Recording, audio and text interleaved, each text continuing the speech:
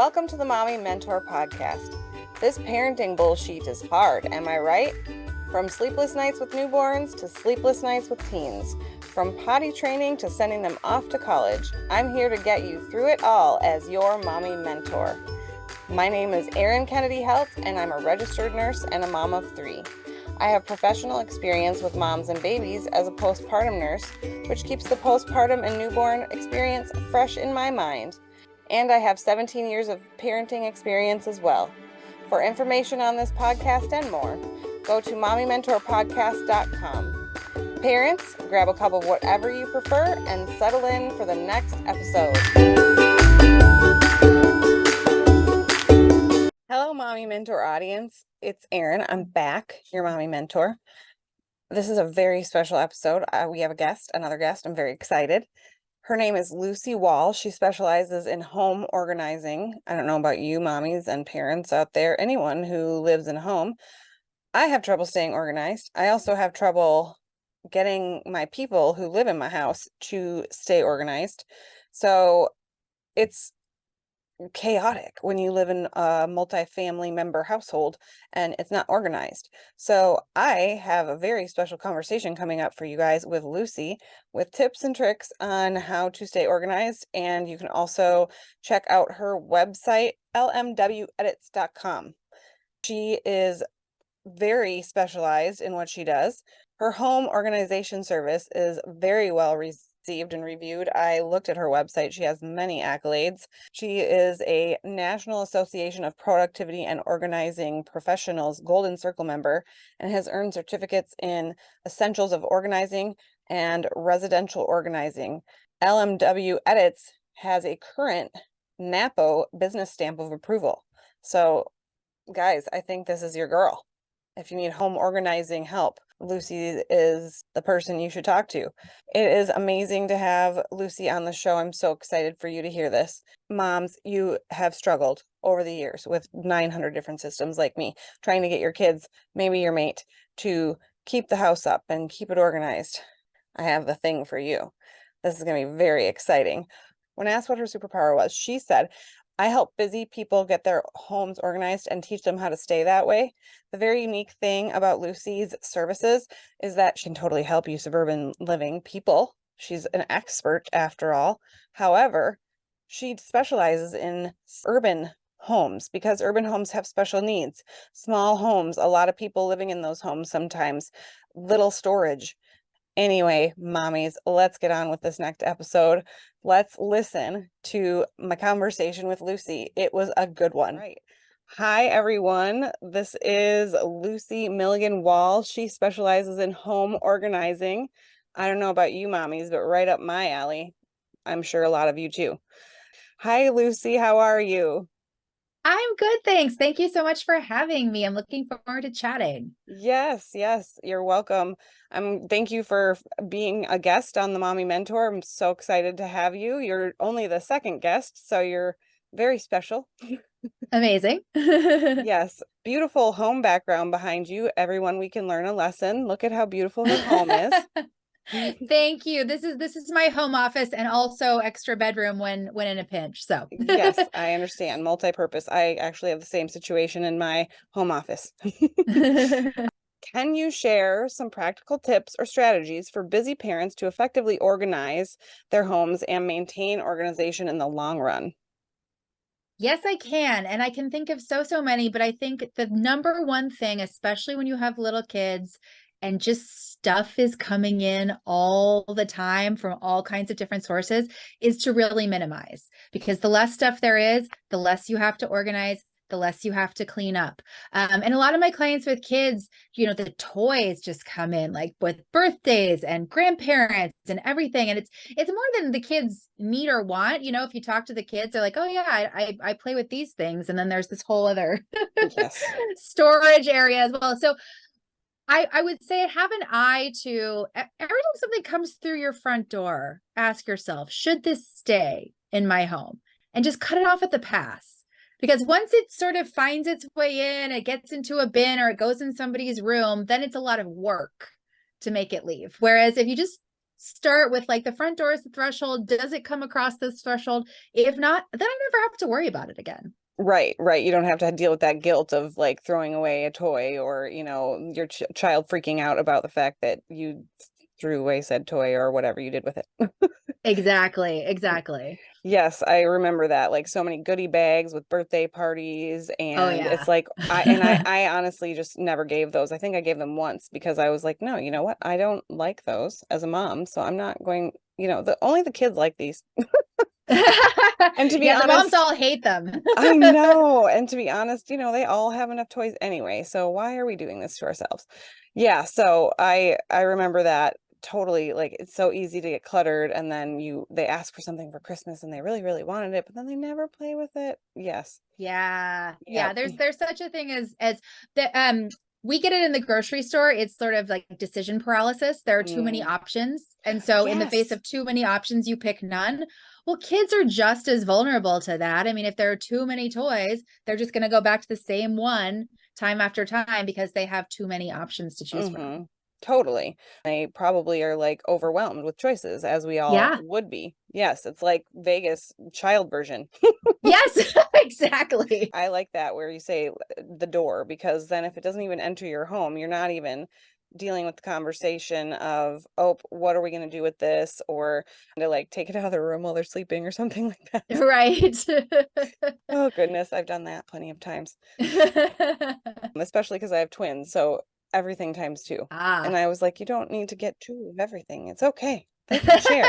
But sometimes people would get two of things and, you know. Ah, best intentions. Gotta love Mhm. best intentions. I mean, the grandparent thing is so real for a lot of my clients. And they, you know, people just want to show love, right? They want to show love for their family. And sometimes the way that you show love is not as helpful as you might think.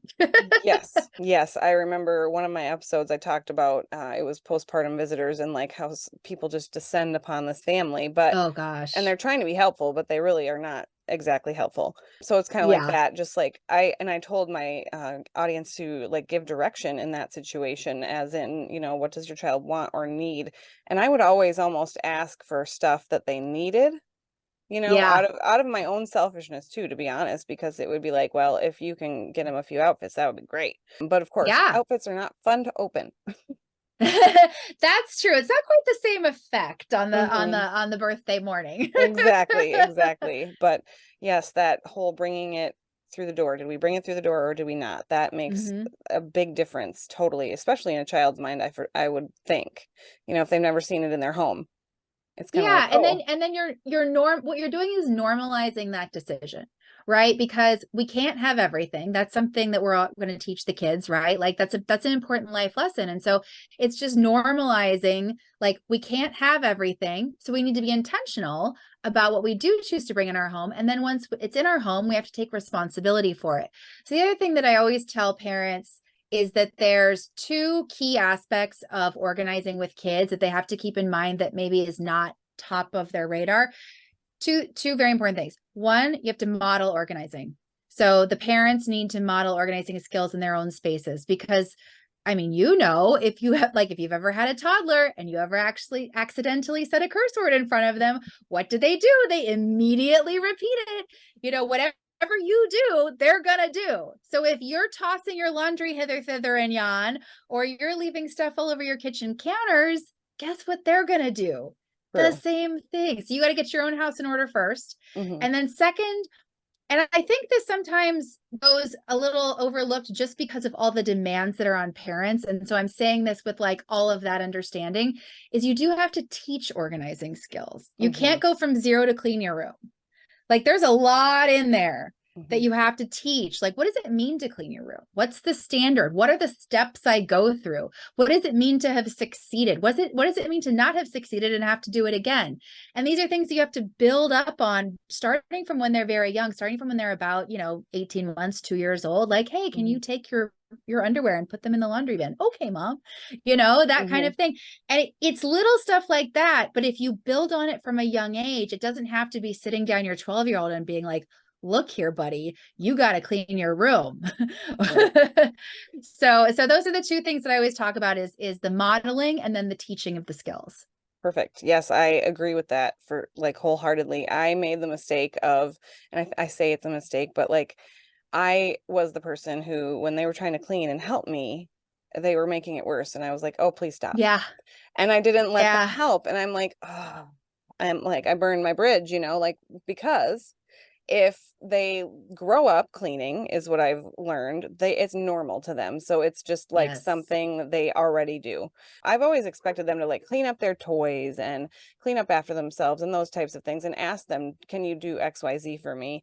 But nothing a formal chore list or anything, nothing that was like their responsibility. And that's where I messed up because then I tried to enforce those skills when they were a little older, thinking like this is when they're ready, but realistically, they were ready when they were little. So, Yeah, it's surprising how young they're ready. And I think this organizing in general has this. It's not just about with kids. It's not just about parents. Human beings are terrible at delayed gratification. We're the worst. We want it now. We want it to be easy now. And mhm. so we are willing to do all kinds of things that will hurt us in the long run to give us a little bit of relief in the short run. For example, when I talk to people about like their pile of mail or their pile of laundry or whatever, I'm like, the same amount of work needs to get done. Are you going to do less of it more often? Or more of it less often. Those are the options. Right. There's no way Either you're way. going to not do it. Hmm. So with teaching kids organizing, it's the same. Are you going to do less of it starting younger over time, where each individual interaction is like probably more crazy making, but by the end you get the result you want? Or are you going to stave off the pain in the short run and then wake up 10 years later and be like, oh my God, my kid does not know how to clean their room? Yes, I know. And like now that mine are older, I mean, I tried to start this party at about 8 years old and they viewed it as us like making them do everything. And I was like, no, no, no, no, Oh no. no. Oh no. I was like, I'm not trying to do that. We're here with you. We're teaching you how to do Yes. this. But they viewed it as like critiquing and, like Yes. you're not perfect. And I'm like, no, no, this was more about teaching. And so I have tried so many systems over the years, and I'm sure other parents can relate. Sticker Yeah. charts, you get so many stickers and you get a reward or whatever, or allowance, or, screen time, anything. Gosh, I've done it all and nothing seemed to work. And I'm like, man, I'm really kicking myself because if I had let them just make the messes when they were little, I feel like it would be easier on me now. And so you're totally right. Like short run, long run, which one are you going to do? Yeah. Yeah. And it's okay if in the moment, like today was a bad day and I Mm-hmm. just needed to clean it all up and have it be done so I could go to bed and relax. Totally. But, as long as if more of the days you're working on it, that's fine. I mean, this is what I talk to all my clients about. It's not about perfect. It's never about perfect because this is real life. The whole reason you get organized is to make your life easier. There's no other Yeah. reason. Like, Mm-hmm. it's not for pictures. It's not for social media. Like, most of us are not influencers. It's Yes. just about like, what can you do to make it so that the time that you have that's already being pulled in different directions is spent in the way that you want to spend it, which is most likely not doing organizing stuff, right? True, very true. Exactly. Yeah. That's, this is all about making life easier. This is what we're trying to do for ourselves. When things are all in their place, it's just life is easier. I Yeah. already know that, but it's hard to stay Yeah. organized. So, how can parents, like you kind of touched on this, there's so many responsibilities in the day. Yes. How can parents, especially parents of little children, because now mine are older, they're 17 and 12, so I can Uh-huh. leave them in a room and be fine. Um, Yes. but parents of small children, how are they going to balance, especially if they're working parents, all these daily organizing activities and daily cleaning activities along with their like parenting responsibilities and responsibilities of work and etc. That is a question that is so large that there are so many people coming at it from different angles. All I can say is from the organizing angle, you gotta be on the same team if you're not a single parent, if you're a parent with a co-parent. Hmm. And you have to sort of think through all the processes in maybe greater depth than you originally thought that you should. A common thing I see when I'm organizing with couples is that people come into their marriage or their partnership with a sort of assumption that all homes run the way my home did when I was growing up. And so I know what my roles are because the parent that was like me had these roles, and I know what your roles are because the parent that was like you had those roles. Hmm. And nobody's home is the same. And when we just make those assumptions, that's where stuff gets lost in the shuffle, people get resentful, it starts to pile up. And so when I'm working with clients, I'm asking really detailed questions that sometimes they look at me like, why are you asking me that? And the reason I ask basic detailed questions about what the process is, like, tell me about the process of from zero to the lunch is made. Like, what time of day are we talking? What is the food? Who shopped for the food? Who decided what lunch is going to be made? Who actually does the making? Who puts it out for the kid to grab? Who makes sure that when the kid leaves the car, the lunch is in the hand? All of these details are really important because the task is not just lunch is made. It's a whole string of things that need to be taken care of. And the more you know exactly what needs to happen, the easier it is to create a system so that it can happen the same way every time. Because and I know this is hard to hear when parents feel like they're at the end of their rope and they're just putting out fires and trying to stay alive. Because to go from that mindset to, and I have a system mindset, feels like literally impossible. But at the same time, if you're always fighting out fires, you'll never be able to put the system in place. So it's like, what's the thing that I really need to get in hand that will make other things easier? And it'll be different for different people because there are different pain points for different people. But if you can systematize that and go detailed on that, then that can give you a place where you can be like, okay, at least I know this one thing is going to happen correctly. And then I can start, okay, then I might look at another thing. And then I might look at another thing. Because trying to tackle the whole enchilada at once is just, it's too much. It's too overwhelming. It can't be done. If you try, you'll just burn yourself out. So it's like, it's one piece at a time, slowly but surely. For sure. And my background is nursing. I'm a nurse.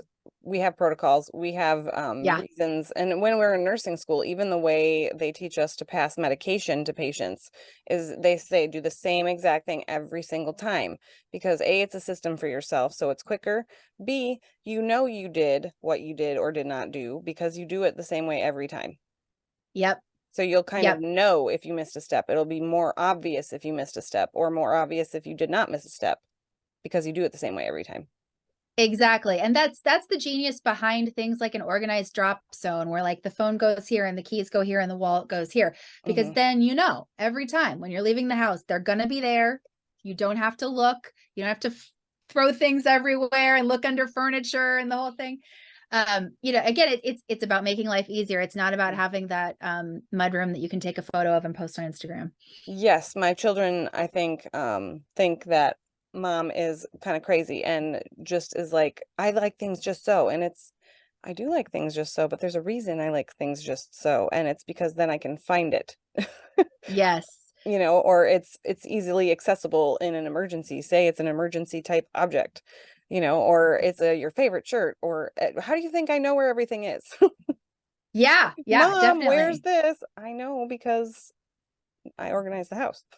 Yeah, definitely. And I do think it's important, especially as kids get older, to really verbalize and explain like all of it that goes into it. Not just like, so the stuff just doesn't happen magically, but that they can see the planning, the work that goes into it, and then see the results. Because nobody wants to spend a Saturday cleaning their room, least of all a teenager. Like I don't either.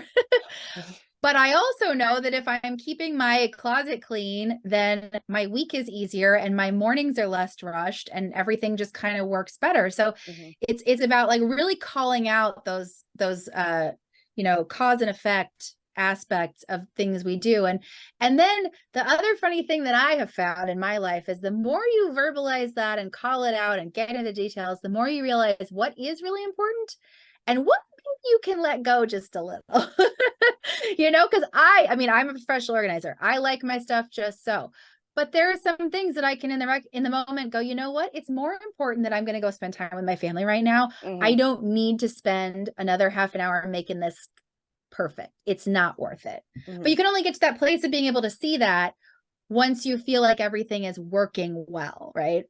Right. Otherwise, everything just like seems like it's falling apart slowly but surely. Exactly. And then you're going to grasp onto what you can control really hard because you're just like, I'm drowning. So then you would perhaps sacrifice that family time just because it makes you feel better to have been successful in one thing at least. Exactly. Exactly. Totally. Yes. Oh man, you're preaching to the choir. I'm like, wow, have you been to my house? I've been to a lot of families' houses, and I've put together some patterns over the years. For sure. I know we're all us humans. We all have tendencies. We do, we do. Doing this organizing work gives me a lot of empathy for humanity in general, because the problems that unite us are very daily and very mundane, and we all feel like we're alone and we're the only one who hasn't figured it out. But honestly, like, everyone's struggling with this to a greater or lesser extent. I mean, the last 2 consultations I did for clients that are coming on with me in my program, they both asked me, how bad is it? Like, how bad am I? And I'm like, you're in the range of people that I serve. You're normal. You know, people are struggling with this. Lots and lots of people. You are not alone. That's why I have a job. You know, I have something to offer. I can help you. Exactly, exactly. Yes, that's something I realized too, is like when I became a nurse, and not only that, but like a postpartum nurse, because I could relate to moms most, Yeah. I realized, oh my gosh, what we're all going through as mothers is so universal. And it is true as humans also, working professionals, parents, even people who are not parents can relate to being busy humans and needing to organize and get tasks done. And it's just, we're all going through the same things, but you're right. We don't verbalize them, and we take the picture of our perfect home and post it. And then everyone thinks that's what Yeah. our house looks like all the time. And it doesn't, really, you just took the Yeah. good picture. Yeah. Yeah, but we're all really dealing with the same things. And that's kind We of, are. yeah, that's my goal too of the mommy mentor, is just to like, this is relatable. This is life. Everyone's going Yes. through it. I want my audience to be able to relate to not only my guests, but myself, because we're all human. We're all dealing with the same things. Totally. Yes. Yes. Yes, for Yeah. sure. And being a mom in this time and this place is a very tall order. Mm. Yes, it's not just, and I'm not saying that stay-at-home moms aren't, they're working full-time jobs, raising those kids Yes, and maintaining their certainly. homes. So I am not in any way just saying that working parents have it harder, because they don't. It's just a different hard. But Yes, agreed. it's no longer just the expectations of perfection are insane. And then you have the social media contributing to that. It's just crazy.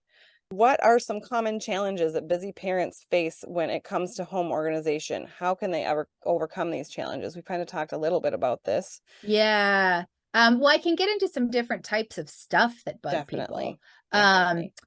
Clothing sizes, the clothing Mhm. rotation, that's a really big one. Yes. Um, I see the most success. Well, it is really more of a problem in multi-child households. If you have one child, it can sort of stay down to a dull roar. But once you have multiple children, um, it sort of becomes an organizational challenge of like, what do you keep from the first child to pass down to the second child? And then once you're done with kids, what happens after that? And so I recommend people just get like really practical and get on a rotation. So like every quarter, say, you go through, you pack away the clothes that don't fit, you put them in the bin, you label it by size, but you don't pack away everything, because the reality is you're going to obtain new clothes for the second kid, the third kid, the fourth kid, because maybe somebody gives you some from their kid, or Hmm. maybe you get a good deal at the store or something. Hmm. And, it's not realistic to think that you won't ever purchase something. So just keeping like what's still in good shape, what is this kid actually going to wear? I mean,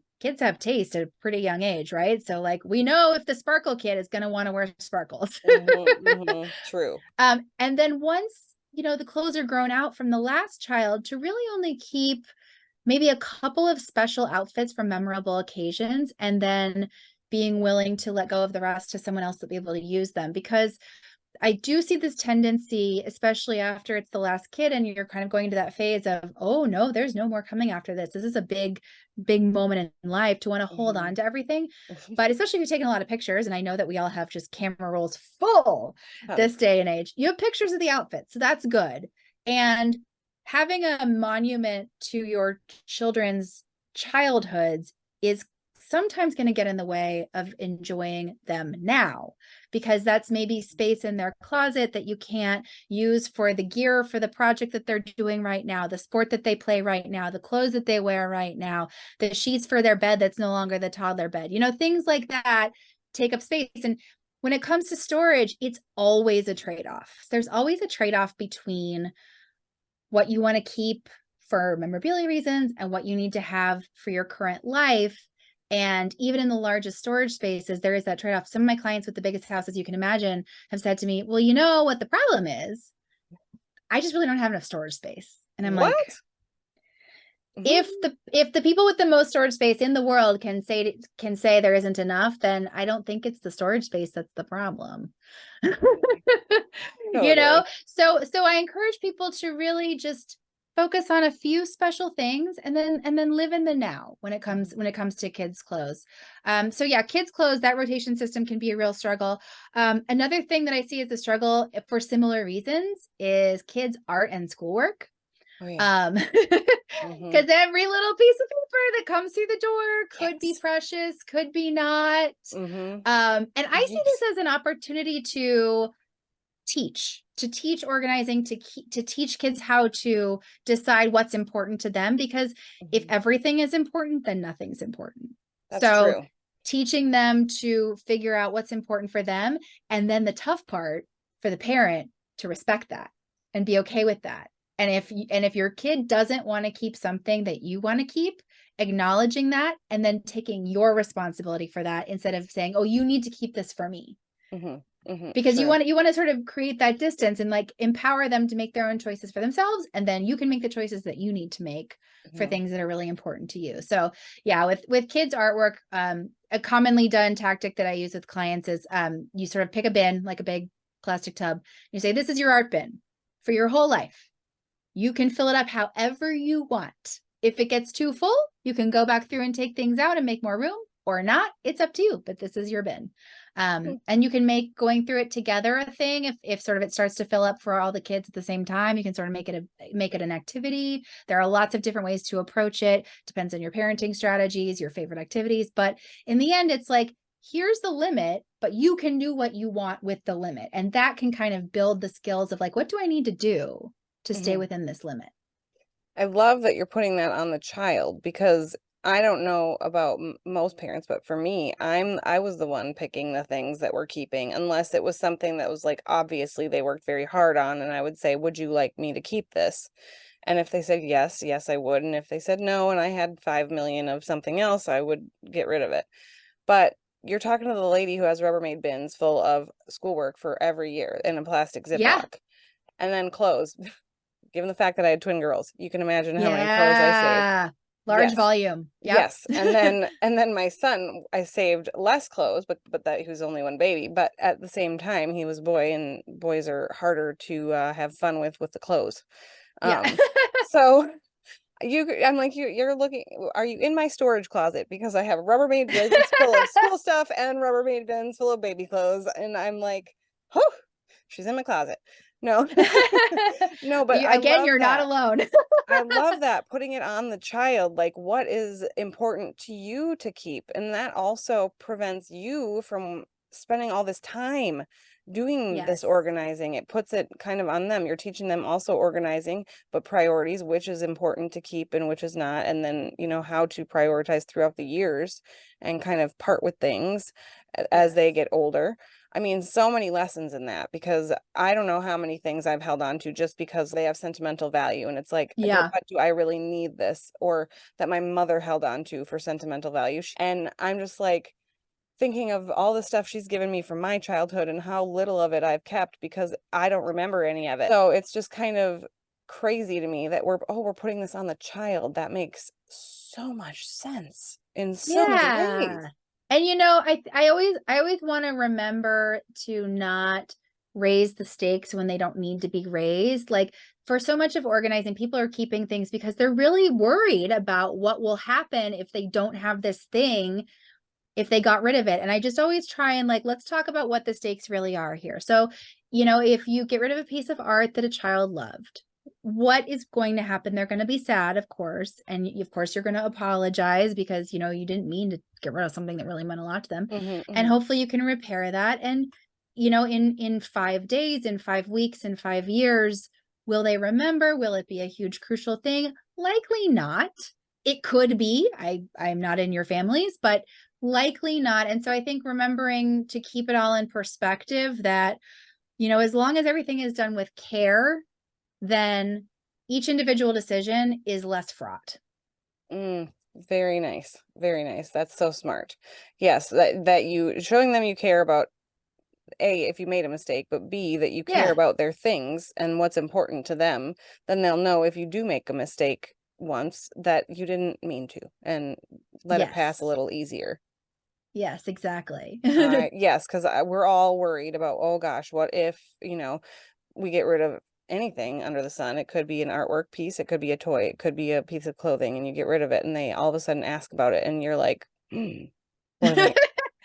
Yeah, that's why I really encourage getting kids involved in the process. Like even like making it like, okay, before if your family celebrates like Christmas or Hanukkah or something, getting the family Hmm. together like a month before and be like, okay, we need to donate some of these toys Hmm. and make sure they go on to kids who might want them for Christmas or now, and make room, because otherwise why are we getting more toys coming in if we already have a house that's full? And just normalizing the rotation of items, because the fact is, as an adult, you will be rotating possessions. You don't keep all your clothes for your whole Totally. life.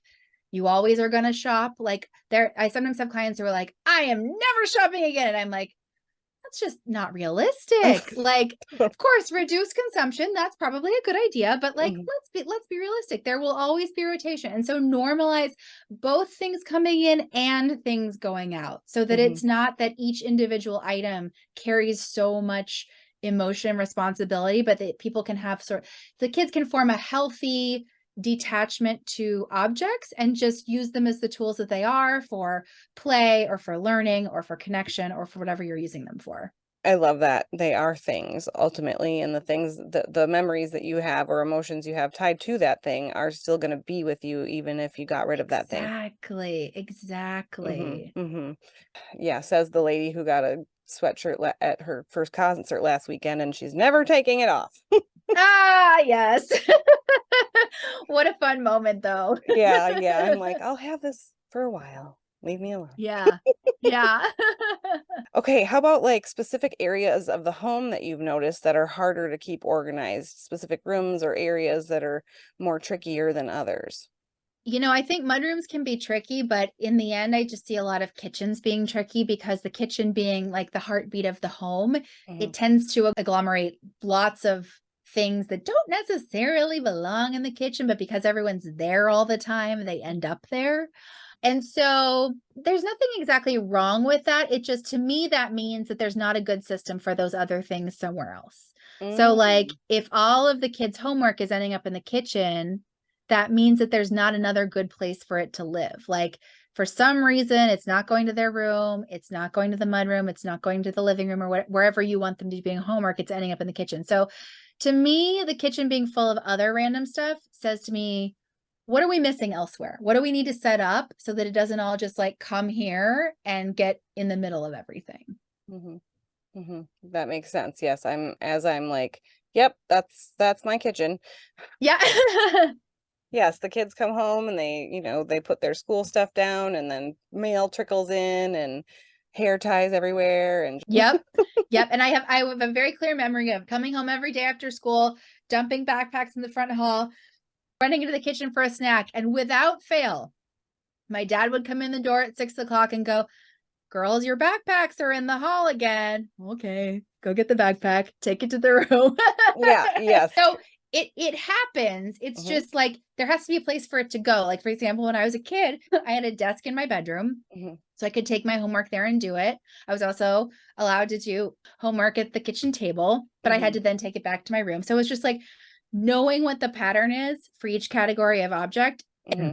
so that it's a shorthand instead of a new problem every time you have to deal with it. So I just wanted to kind of promote your business. How do people Thank get in you. touch with you? Yeah, absolutely. So I do work virtually, so I can work with people who are anywhere. I'm based in San Francisco, so I do in-person work in California. Mhm. And everything's on my website, lmwedits.com. So there you will find how to work with me, all about how I work, my team, some free downloads, some free things to watch.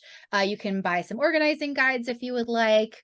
You can book a consultation with me. And I am at LMW Edits on all the socials, most active on Instagram and YouTube. Perfect. Yes. So, Mommy Mentor audience, you guys know where to find your organizer. She can work with people across the country too. And this Yeah. is just so great. It's amazing that we can do this virtually. So, it's so wonderful.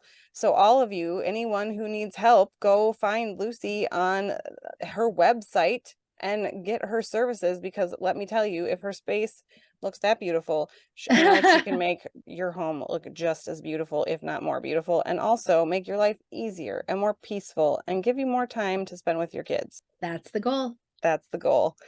So, and that in turn makes us feel like good moms. And I know we all struggle with feeling like good moms. So, anything to promote ourselves as moms and that we are doing a good job, anything that we can put in place to promote that. And Lucy's your girl for the organization piece of it. Thank you so much, Lucy. I really appreciate you talking to me. You are so welcome. Thank you for having me. Well, mommies, I hope you enjoyed that conversation with Lucy as much as I did.